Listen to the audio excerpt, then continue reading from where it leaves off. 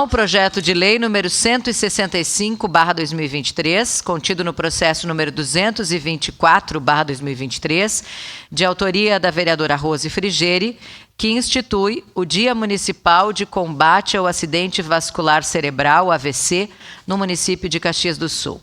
Contém o substitutivo SB-1/2024. Relator é o vereador Cadori. Com a palavra o relator para a leitura do parecer. Referente ao processo número 224/2023, projeto de lei número 165/2023, Comissão de Saúde e Meio Ambiente, parecer número 228/2024, favorável. Parecer favorável ao projeto de lei número 165/2023, contido no processo número 224/2023, contém substitutivo. Recebe-se a Comissão de Saúde e Meio Ambiente para análise e emissão de parecer ao projeto de lei acima descrito, de autoria da vereadora Rose Frigeri, que institui o Dia Municipal de Combate ao Acidente Vascular Cerebral, AVC, no município de Caxias do Sul.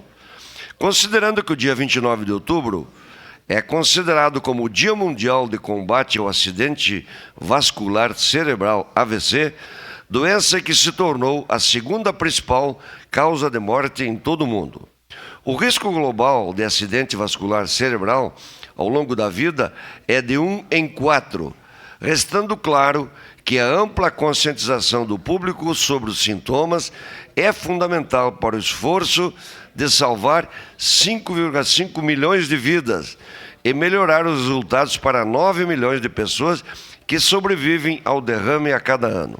Por isso, instituindo o Dia Municipal de Combate ao AVC no município, torna-se um momento oportuno, anualmente, para aumentar a percepção da gravidade e dos altos índices de ocorrência da doença, divulgar as formas de prevenção e de redução dos casos, conscientizar o público sobre os sinais e fatores de risco, bem como incentivar a tomada de decisão dos gestores de saúde para que adotem medidas que melhorem a prevenção, o acesso ao tratamento na fase aguda e o suporte para os sobreviventes de AVC e para seus cuidadores.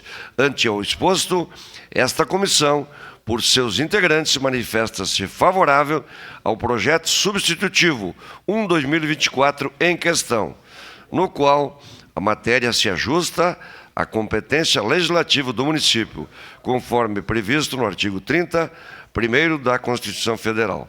Caxias do Sul, 13 de maio de 2024, 149 da colonização e 134 da emancipação política. Assino esse parecer, eu, presidente e relator Olmir Cadori, vereador Adriano Bressan, vereador Renato de Oliveira, vereadora Estela Balardim e vereador Rafael Bueno. Era isso, senhora presidente.